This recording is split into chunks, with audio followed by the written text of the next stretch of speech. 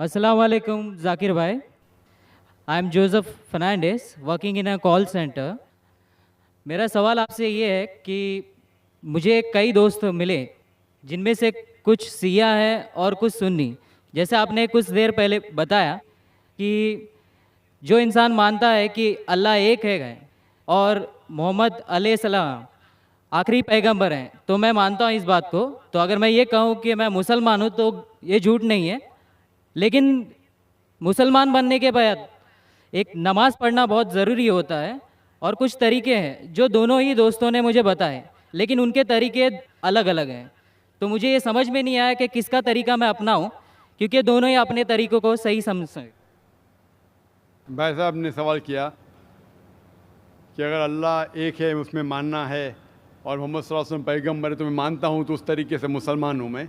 लेकिन मेरे दो दोस्त, एक शिया एक सुन्नी, और मुसलमान बनने के लिए नमाज़ पढ़ना ज़रूरी है, तो किस तरीके से नमाज़ पढ़ूँ?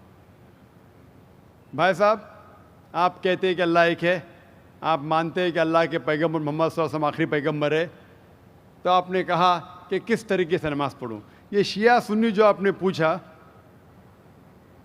आप जब कुरान पढ़ेंगे, कुरान में ना शिया है ना सुन्नी है, कुरान में ना शिया है ना सुन्नी है। कुरान शरीफ में कहा गया है सूरह इमरान में सूरह नंबर 3 आयत नंबर 103 में, वातसिमू बिहब्लिल्लाहि जमीअन वला तफरकू, कि आप आपस में इकट्ठा होकर अल्लाह की रस्सी को मजबूती से पकड़ो। अल्लाह की रस्सी है कुरान और सही हदीस। तो आप देखिए कुरान में क्या लिखा है और अल्लाह के रसूल के सही हदीस में क्या लिखा है। तो जो भी आपसे कुछ कहता है, अगर कुरान और सही हदीस के मुताबिक है, आप उसकी बात मानो।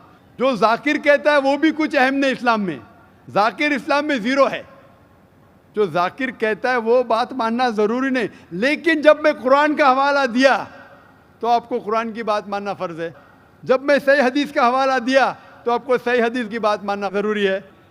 तो इसीलिए कोई भी शख्स कुछ कहता है, अगर इख्तिलाफ है उसमें, तो फिर से रुजू हो जाओ कुरान और हदीस के पास, क्योंकि कुरान में लिखा है सूरह निसा में सूरह नंबर 4 आयत नंबर 59 में वर्स नंबर 59 में, अतिउल्लाह वाति रसूल, अल्लाह की इताअत करो, अल्लाह की बात मानो और अल्लाह के रसूल की बात मानो।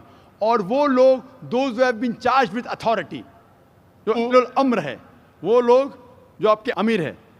लेकिन अगर इनमें इख्तिलाफ है, फिर से रुजू हो कुरान और हदीस के पास, अल्लाह और अल्लाह के रसूल के पास। तो अगर दो शख्स, दो आलिम, कोई भी अगर इख्तिलाफ है, आप फिर से मुड़ो अल्लाह और अल्लाह के रसूल के पास, कुरान और सही हदीस के पास।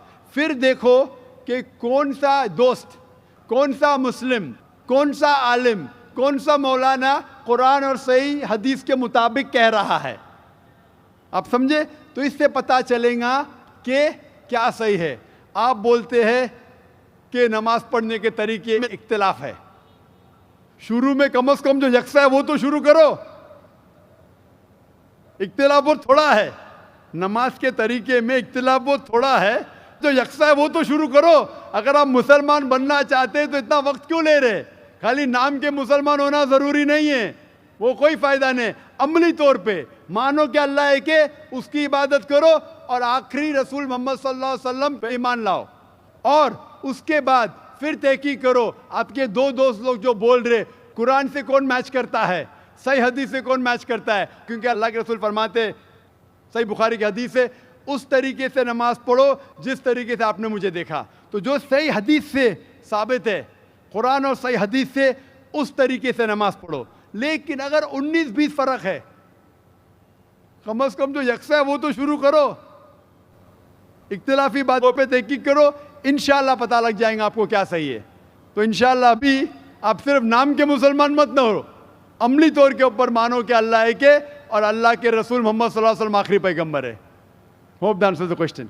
Thank you sir.